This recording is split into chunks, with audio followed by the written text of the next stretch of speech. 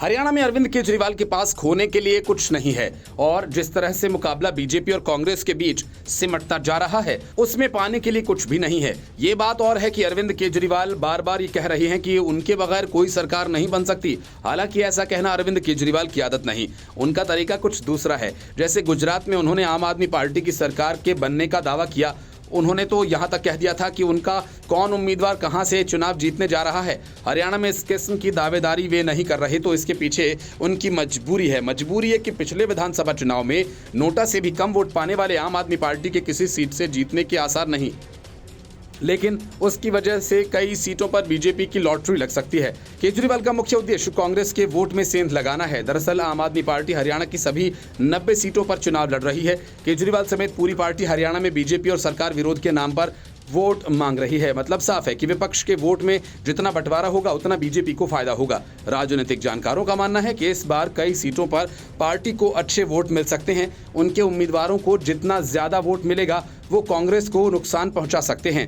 हरियाणा की करीब 9 से 10 सीटों पर आम आदमी पार्टी को अच्छा वोट मिलने की संभावना है। इसमें प्रमुख रूप से कलायत, रानिया, गोहला, चीका, जगाधरी, थानेसर, रेवाड़ी, अटेली, जुलाना के वरोदा सीटें शामिल हैं। कलायत में पार्टी के उपाध्यक्ष अनुराग ढांडा को मैदान में उतारा है। वहीं कांग्रेस ने हिसार सांसद जेपी के बेटे विकास सहारण को टिकट दिया है। अनुराग ढांडा मैदान में काफी सक्रिय रहे हैं, वो अच्छे वोट लेकर उलटफेर कर सकते हैं। वहीं जुलाना सीट से चर्चित महिला पहलवान विनेश फोगाट कांग्रेस के टिकट पर चुनाव लड़ रही हैं। यहां से केजरीवाल ने महिला पहलवान कविता दलाल को मैदान में उतारा। जाट एंगल होने से कविता दलाल यहां अच्छा वोट ले सकती हैं। उन्हें जितना ज्यादा वोट मिलेगा वो विनेश फोगाट को उतना ही नुकसान पहुंचाएंगी। जातीय समीकरण साधते हुए पार्टी ने रेवाड़ी से सतीश यादव, अटेली से सुनील राव और बड़ौदा से संदीप मलिक और जगाधरी से आदर्श पाल गुर्जर को टिकट दिया है, जो इन सीटों पर उलटफेर कर सकते हैं। हरियाणा में इस बार 2 ही तरह का वोट देखने को मिल रहा है, एक सरकार के खिलाफ, दूसरा पक्ष में। आम आदमी पार्टी के खाते में शायद ही कोई सीट आए, लेकिन 5 से 10 सीटों पर उसके उम्मीदवार अच्छे वोट ले सकते हैं। ऐसे में जो सरकार के विरोध का वोट है, आम आदमी पार्टी भी उसी में सेंध लगाएगी। ऐसे में आम आदमी पार्टी को जितना अधिक वोट मिलेगा उसका नुकसान कांग्रेस को ही होगा। हरियाणा विधानसभा चुनाव 2019 में आम आदमी पार्टी ने 90 में से 46 सीटों पर उम्मीदवार उतारे थे। हालांकि उनका कोई उम्मीदवार अपनी जमानत तक नहीं बचा पाया। हरियाणा में आम आदमी पार्टी का वोट शेयर नोटा से भी कम था। आम आदमी पार्टी को हरियाणा में 0.48% मत हासिल हुआ, जबकि 0.53% लोगों ने नोटा दबाया था।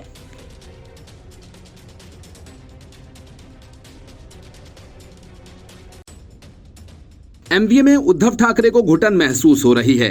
वजह यह कि उद्धव ठाकरे को सीएम कैंडिडेट घोषित करने से शायद शरद पवार और कांग्रेस नेता दोनों ने साफ तौर पर इनकार कर दिया।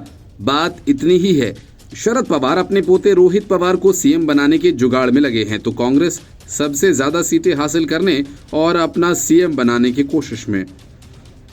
हाल ही में कांग्रेस के बारासात थोराट से लेकर पृथ्वीराज चौहान तक ने कांग्रेस सीएम का दावा किया। मतलब कि सीएम पद को लेकर एमवीए की सहयोगी पार्टियां उद्धव ठाकरे के पक्ष में नहीं हैं।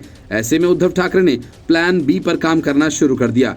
उनका प्लान बी बीजेपी को फिर से साधने का है और इसी वजह से उन्होंने पहले संजय राउत को रात के 2 बजे बीजेपी अध्यक्ष जेपी नड्डा से मिलने के लिए भेजा और फिर खुद उद्धव ठाकरे और देवेंद्र फडणवीस के साथ मातोश्री में लंबी बैठक की। इस खुलासे के बाद एमवीए में हड़कंप मच गया और इन नेताओं की गुप्त मुलाकात का दावा वंचित बहुजन अघाड़ी ने किया। पार्टी ने दावा किया कि उप मुख्यमंत्री देवेंद्र फडणवीस और उद्धव ठाकरे की मीटिंग हुई। साथ ही पार्टी ने यह भी दावा किया कि राज्यसभा सांसद संजय राउत भी दिल्ली में भाजपा चीफ जगत प्रकाश नड्डा से मिले थे।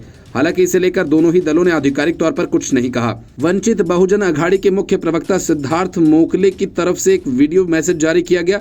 मोकले का दावा है कि राउत ने 25 जुलाई को रात 2 बजे जेपी नड्डा के साथ 7D मोतीलाल मार्ग पर मुलाकात की थी। उन्होंने कहा कि इसके बाद 5 अगस्त रात 12 बजे महाराष्ट्र के उप मुख्यमंत्री देवेंद्र फडणवीस मातोश्री गए और अकेले ही गए थे। दोनों के बीच 2 घंटे तक बैठक चली। उन्होंने कहा कि इसके बाद 6 अगस्त को ठाकरे दिल्ली गए। मोकले का कहना है कि ठाकरे को साफ करना चाहिए कि दिल्ली के दौरे पर उनके साथ कौन था, वहां उन्होंने किससे मुलाकात की। वीबीए प्रवक्ता का कहना है कि हमें जो जानकारी मिली है उसे हम जनता के सामने रख रहे हैं। इसके पीछे कारण है कि राज्य में जो आरक्षणवादी मतदाता हैं वो जानते हैं कि भाजपा और उसके सहयोगी आरक्षण के विरोधी हैं, लेकिन इन आरक्षणवादी मतदाताओं ने शिवसेना के उम्मीदवारों और उद्धव ठाकरे को वोट दिया है। उन्होंने कहा कि 5 सालों की राजनीतिक गतिविधियों को देखते हुए अगर कल को राज्य में कोई प्रतिकूल घटनाएं घटती हैं तो हम इसलिए ये जानकारी साझा कर रहे हैं ताकि आरक्षणवादी मतदाता खुद को ठगा महसूस न करें। और खास बात यह कि वीबीए की तरफ से दावा ऐसे समय पर किया गया जब राज्य में विधानसभा चुनाव की तैयारियां जारी हैं। शिवसेना, भाजपा और डिप्टी सीएम अजित पवार की अगुवाई वाली एनसीपी जल्द ही सीट शेयरिंग फॉर्मूला तय होने का दावा भी कर रही है। पहले खबरें थीं कि वीबीए विपक्षी गठबंधन में शामिल हो सकता है, लेकिन ऐसा नहीं हुआ।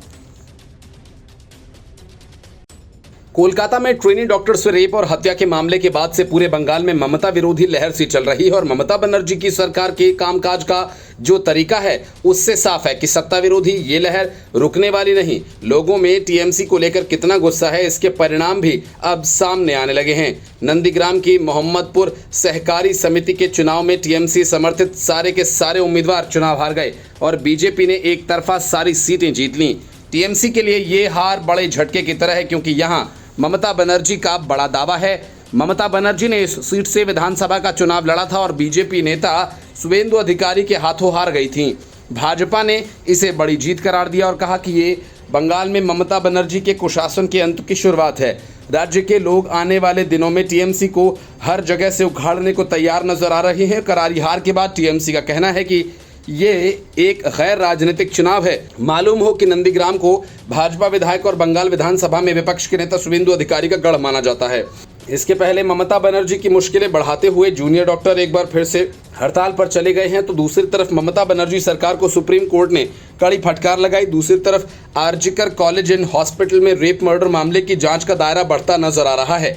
सुप्रीम कोर्ट में इस केस और वित्तीय गड़बड़ियों के मामले को लेकर सुनवाई के दौरान अदालत ने कहा कि पश्चिम बंगाल के दूसरे मेडिकल इंस्टीट्यूट भी जांच के दायरे में आ सकते हैं अगर ये पाया गया कि राज्य में एक तरह का गैंग काम कर रहा था। Chief justice DY Chandrachud, justice JB Pardiwala, Manoj Mishra की बेंच ने मामले की सुनवाई करते हुए कहा कि जांच का विस्तार करने में वो झिझक नहीं दिखाएंगे।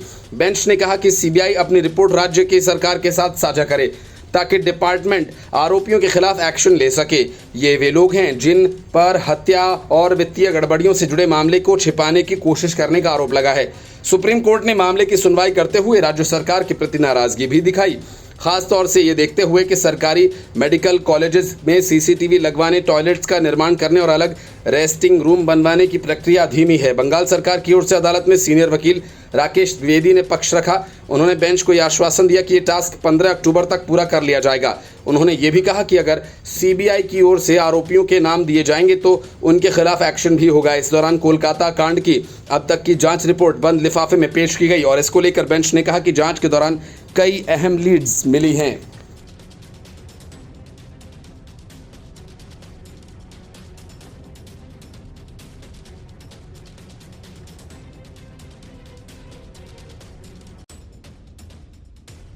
सुप्रीम कोर्ट में बुलडोजर एक्शन के खिलाफ लगी याचिकाओं पर सुनवाई के दौरान सॉलिसिटर जनरल तुषार मेहता से अभिषेक मनु सिंघवी की खिंचाई कर दी तो अभिषेक मनु सिंघवी को एक पल के लिए कोई जवाब ही नहीं सूझा। असल में बुलडोजर एक्शन को लेकर इस तरह की हवा बनाई जा रही है जैसे किसी एक समुदाय के खिलाफ ही सारा एक्शन लिया जा रहा हो, जबकि हकीकत इसके उलट है। लेकिन याचिकाकर्ताओं की एक बड़ी लॉबी है और सुप्रीम कोर्ट में मुकदमा लड़ने के लिए सिंघवी जैसे टॉप और बेहद महंगे वकीलों की फौज। इस वजह से बुलडोजर एक्शन के खिलाफ याचिकाओं की सुनवाई के दौरान वरिष्ठ वकील अभिषेक मनु सिंघवी एक याचिकाकर्ता की ओर से बोलने के लिए खड़े हुए और तुषार मेहता ने मजाकिया लहजे में कहा, मैं हैरान हूं कि गरीब याचिकाकर्ता सिंघवी जी की फीस कैसे दे पा रहा है। इस पर अभिषेक मनु सिंघवी ने जवाब देते हुए कहा कि आप भूल रहे हैं, हम वकील कभी कभी निःशुल्क भी पेश होते हैं। इसके बाद जस्टिस गवई ने कहा कि हम आगे की बात करते हैं, ये देखते हैं कि हमारे आदेश का क्या नतीजा निकलेगा। सुनवाई के दौरान जस्टिस बीआर गवई ने कहा कि हम एक धर्मनिरपेक्ष व्यवस्था में हैं, अवैध निर्माण हिंदू का हो या मुस्लिम का, कार्रवाई होनी चाहिए। वहीं जस्टिस केवी विश्वनाथन ने कहा कि अगर दो अवैध ढांचे हैं और आप किसी अपराध के आरोप को आधार बनाकर उसमें से सिर्फ एक को गिराते हैं तो सवाल तो उठेंगे ही। सुप्रीम कोर्ट में बुलडोजर एक्शन केस पर सुनवाई के दौरान सॉलिसिटर जनरल तुषार मेहता ने कहा, मेरा सुझाव है कि रजिस्टर्ड डाक से नोटिस भेजने की व्यवस्था होनी चाहिए, 10 दिन का समय देना चाहिए। उन्होंने कहा कि मैं कुछ तथ्य रखना चाहता हूं, यहाँ ऐसी छवि बनाई जा रही है जैसे एक समुदाय को निशाना बनाया जा रहा है। एसजी मेहता ने कहा कि नोटिस दीवार पर चिपकाया जाता है, ये लोग मांग कर रहे हैं ऐसे गवाहों की मौजूदगी में हो।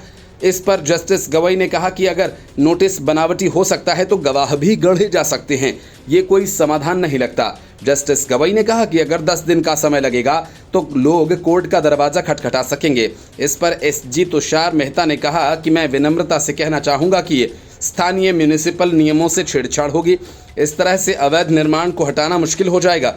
इसके बाद जस्टिस विश्वनाथन ने कहा किसी जगह रहते हुए परिवार को वैकल्पिक इंतजाम के लिए भी 15 दिन का समय मिलना चाहिए और घर और बुजुर्ग भी रहते हैं, लोग अचानक कहां जाएंगे। इस पर तुषार मेहता ने कहा कि मैं सिर्फ यही कह रहा हूं कि कोर्ट को ऐसा समाधान नहीं देना चाहिए जो कानून में नहीं है।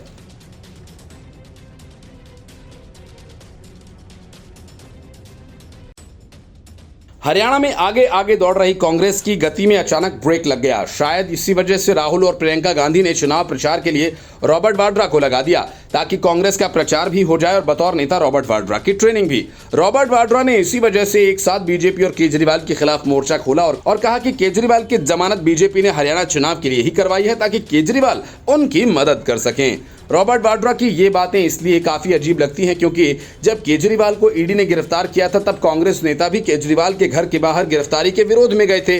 तब कांग्रेस ने पानी पी पी कर केंद्र सरकार, बीजेपी और ईडी को कोसा था और कहा था कि ये विपक्ष की आवाज को दबाने की साजिश है। और अब जब केजरीवाल को जमानत मिल गई तो कांग्रेस के सुर भी बदल गए। कहने को कांग्रेस कह सकती है कि रॉबर्ट वाड्रा उनकी पार्टी के नेता नहीं हैं, लेकिन हकीकत तो सब जानते हैं।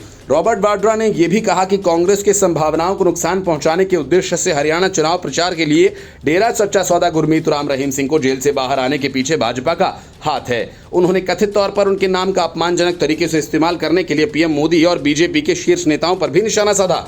उन्होंने कहा कि जब वे चुनाव से पहले बाबा राम रहीम को 20 दिन के लिए रिहा करते हैं, जिस पर हत्या बलात्कार के आरोप है, मैं कहूंगा केजरीवाल समय पर जेल से बाहर आ गए ताकि वो हरियाणा में प्रचार कर सके। मुझे लगता है कि ये भाजपा के पूर्व निर्धारित विचार हैं। उन्होंने कहा कि भाजपा सोचती है कि ये लोग हरियाणा में कांग्रेस की जीत की संभावनाओं को नुकसान पहुंचा सकते हैं और इसके पहले मुख्य निर्वाचन अधिकारी पंकज अग्रवाल ने कहा था कि हरियाणा सरकार डेरा सच्चा सौदा प्रमुख गुरमीत सिंह पैरोल पर विचार कर सकती है, बशर्ते उनकी पैरोल याचिका में उल्लेखित तथ्य सत्य हों तथा चुनाव के लिए आदर्श आचार संहिता के संबंध में अन्य शर्तें पूरी होती हों। राम रहीम ने 5 अक्टूबर को होने वाले हरियाणा विधानसभा चुनाव से पहले 20 दिन की पैरोल मांगी है। इसके अलावा केजरीवाल को आबकारी नीति मामले में सुप्रीम कोर्ट से जमानत मिलने के बाद अब तिहाड़ जेल से रिहा किया गया था।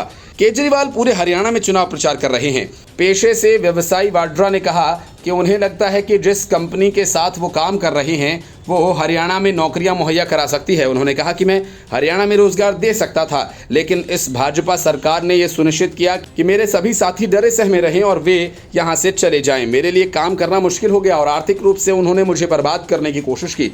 वाड्रा ने विश्वास जताया कि हरियाणा में लोग कांग्रेस को वोट देंगे और उसे चुनाव में भारी बहुमत मिलेगा। हरियाणा विधानसभा चुनाव के लिए 5 अक्टूबर को मतदान होगा और 8 को नतीजे आएंगे। अरविंद केजरीवाल हरियाणा में घूम घूम कर अपनी 5 गारंटियां बांट रहे, लेकिन लोगों यानी पंजाब और दिल्ली को वे अपनी गारंटी की पुड़िया थमा चुके हैं। उनके धैर्य का पैमाना अब छलकने लगा है। अब पंजाब और दिल्ली के लोग केजरीवाल पर अपने वादे को पूरा करने के लिए दबाव डालने लगे हैं। जाहिर है दिल्ली में कुछ महीने बाद ही चुनाव होने हैं और अगर दिल्ली के लोगों से किए गए वादे पूरे नहीं हुए तो फिर इसका अंजाम वही होगा जो लोकसभा चुनाव में आम आदमी पार्टी का हुआ। बड़ी बात यह कि इस बार दिल्ली और पंजाब के छले गए लोग एक साथ ही केजरीवाल के खिलाफ मोर्चा खोलने जा रहे हैं। मामला ओल्ड पेंशन स्कीम को लागू करने का है। गुजरात विधानसभा चुनाव के दौरान केजरीवाल ने कैबिनेट से पंजाब में ओल्ड पेंशन योजना को हरी झंडी दिलवा दी थी, लेकिन बाद में पता चला कि ये सब केजरीवाल का एक चुनावी स्टंट भर था। इसलिए भारतीय राज्य सरकारी कर्मचारी महासंघ के राष्ट्रीय अध्यक्ष सुभाष लांबा ने आम आदमी पार्टी से सवाल किया कि वायदे के बावजूद पंजाब और दिल्ली में अभी तक पुरानी पेंशन बहाली और ठेका संविदा कर्मचारियों को पक्का क्यों नहीं किया गया। उन्होंने कहा कि आम आदमी पार्टी ने पंजाब विधानसभा चुनाव में पुरानी पेंशन बहाली और आउटसोर्स ठेका संविदा कर्मचारियों को नियमित करने का वादा किया था, लेकिन 1 साल से ज्यादा समय बीत जाने के बाद भी किसी भी वायदे पर अमल नहीं किया गया। ऐसे में पंजाब के मुलाजिमों को भारी आक्रोश है। आक्रोशित पंजाब के मुलाजिम और पेंशनर्स का साझा मंच 2 अक्टूबर को अंबाला में आक्रोश मार्च निकालकर आम आदमी पार्टी और भाजपा के झूठे वादों के खिलाफ रोष जताएंगे। लांबा ने कहा कि 1 दशक से ज्यादा समय से दिल्ली में भी आम आदमी पार्टी की सरकार सत्तासीन है, लेकिन वहां भी न तो ओपीएस लागू हुई और न ही आउटसोर्स ठेका कर्मचारियों को नियमित ही किया गया। उन्होंने कहा कि केंद्र में सत्तारूढ़ मोदी सरकार ने पुरानी पेंशन बहाली, 8वें पे कमीशन का गठन और कर्मचारियों एवं पेंशनर्स को 18 महीने के बकाया डीआर का भुगतान न करने का ऐलान ने जले पर नमक छिड़कने का काम किया। इसे कर्मचारी किसी भी कीमत पर बर्दाश्त नहीं करेंगे और समय पर इसका माकूल जवाब देंगे। उन्होंने कांग्रेस पार्टी की ओर से जारी घोषणा पत्र में पुरानी पेंशन बहाली और आउटसोर्स ठेका संविदा कर्मचारियों को नियमित करने और पेंशनर्स की 65 से 80वें साल की उम्र में बेसिक पेंशन में 5% बढ़ोतरी करने के वादे को सकारात्मक कदम बताया है। मतलब साफ है, ओपीएस लागू करने का वादा कर नहीं निभाना आम आदमी पार्टी को पंजाब और दिल्ली में भारी पड़ सकता है। Bureau report, news of India. जब कर्नाटक के सीएम सिद्धारमैया पर जमीन घोटाले के आरोप लगे तब उन्होंने सिर्फ बातें बनाई। जब राज्यपाल ने उनके खिलाफ मुकदमा चलाने की इजाजत दी तब पूरी कांग्रेस ने सिर्फ सियासत की और राज्यपाल के खिलाफ प्रदर्शन किया। जब लोकायुक्त ने सिद्धारमैया के खिलाफ एफआईआर दर्ज कराया तब सिद्धारमैया और कांग्रेस को इसके पीछे बीजेपी की सियासी साजिश नजर आई। लेकिन जैसे ही ईडी ने लोकायुक्त की प्राथमिकी पर संज्ञान लेते हुए मामला दर्ज किया तब बिना वक्त गंवाए सिद्धारमैया ने अपनी बीबी पार्वती से सभी आवंटित 14 प्लॉट वापस करवा दिए। मतलब कि जमीन ही छोड़ दी तो फिर घोटाला कैसा? सवाल ये कि जब जमीन ही वापस करनी थी तो फिर सिद्धारमैया ने अपनी इतनी फजीहत क्यों करवाई? जाहिर है कि जमीन वापसी का फैसला सिर्फ और सिर्फ ईडी की कार्रवाई से बचने का एक रास्ता भर है।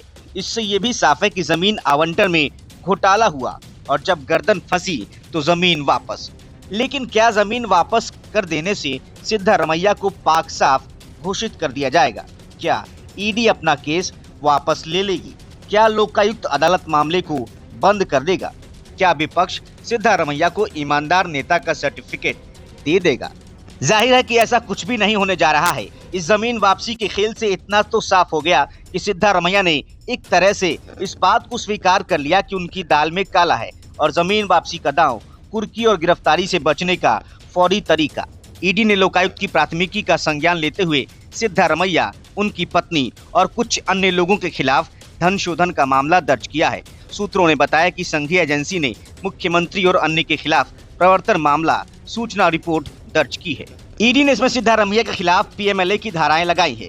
ईसीआईआर पुलिस की प्राथमिकी के समान होती है। प्रक्रिया के अनुसार ईडी को पूछताछ के लिए आरोपियों को बुलाने और यहाँ तक कि जांच के दौरान उनकी संपत्ति कुर्क करने का अधिकार है। सिद्धारमैया की पत्नी पार्वती ने मुंडा को लिखे अपने पत्र में कहा कि मैं मैसूर शहरी विकास प्राधिकरण द्वारा मेरे पक्ष में निष्पादित 14 प्लॉट के दस्तावेजों को रद्द करके उन्हें वापस करना चाहती हूँ। मैं प्लॉट का कब्जा भी मैसूर शहरी विकास प्राधिकरण को वापस सौंप रही हूँ। कृपया इस संबंध में जल्द से जल्द आवश्यक कदम उठाएं। ईडी का मामला इस आरोप पर आधारित है कि पार्वती को मैसूर के एक प्रमुख स्थान पर मुआवजे के 14 प्लॉट आवंटित किए गए थे। इस प्लॉट आवंटन में लेन देन की वैधता पर सवाल उठे हैं। दर्ज की गई एफआईआर में सीएम के परिवार के अन्य सदस्यों के नाम भी शामिल है। एफआईआर में पार्वती के भाई मल्लिकार्जुन स्वामी भी शामिल है। आरोप है कि उन्होंने जमीन खरीदी और बाद में उसे पार्वती को तोहफे में दे दिया। सिद्धारमैया ने अपने कार्यों का बचाव करते हुए कहा है कि विपक्ष उन्हें डर के मारे निशाना बना रहा है और उन्होंने इस मामले को कानूनी रूप से लड़ने की कसम खाई है। मैंने कुछ भी गलत नहीं किया है। उन्होंने दोहराया कि वो इस मामले में इस्तीफा नहीं देंगे। कांग्रेस ने केंद्र सरकार पर ईडी जैसी एजेंसियों का इस्तेमाल करके राजनीतिक उत्पीड़न करने का आरोप लगाया है।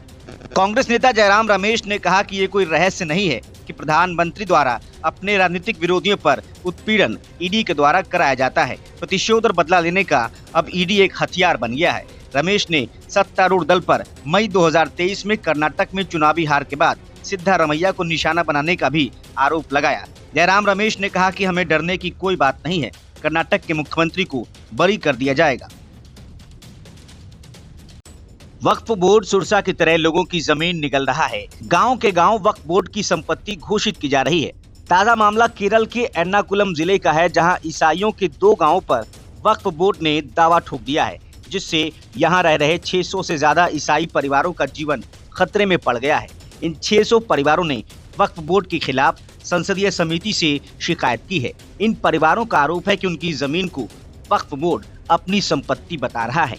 इन परिवारों को अपनी जमीन पर से बेदखल किए जाने का खतरा सता रहा है। इस मामले में सिरो मालाबार चर्च और केरल कैथोलिक बिशप काउंसिल जैसे प्रमुख ईसाई संगठनों ने वक्फ संशोधन विधेयक 2024 के संबंध में गठित संयुक्त संसदीय समिति से इसकी शिकायत कर मामले का हल करने का अनुरोध किया है।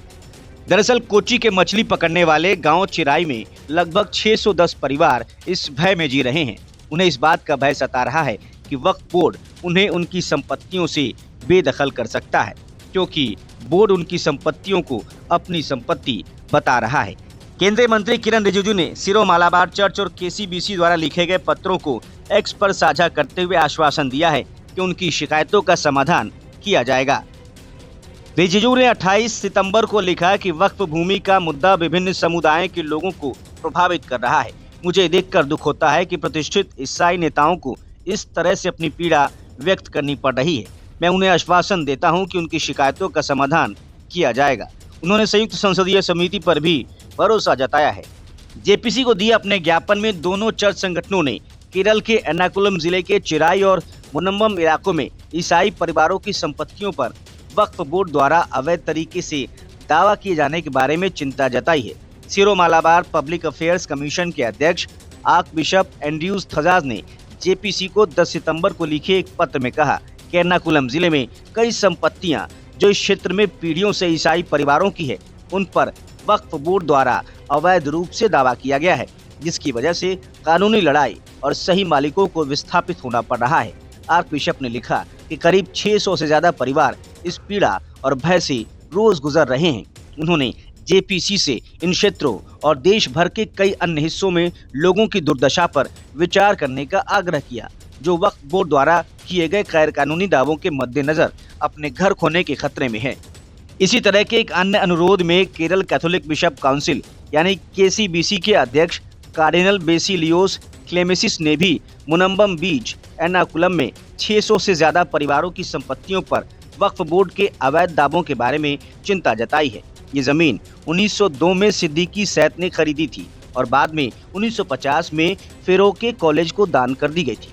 मछुआरों और कॉलेज के बीच लंबे समय से चल रहा विवाद 1975 में सुलझ गया, जब हाई कोर्ट ने कॉलेज के पक्ष में फैसला सुनाया। इसके बाद स्थानीय लोगों ने 1989 से कॉलेज से जमीन खरीदना शुरू कर दिया, लेकिन 2022 में गांव के कार्यालय ने अचानक दावा किया कि ये जमीन वक्फ बोर्ड की है और संपत्ति बेचने या गिरवी रखने पर रोक लगा दी।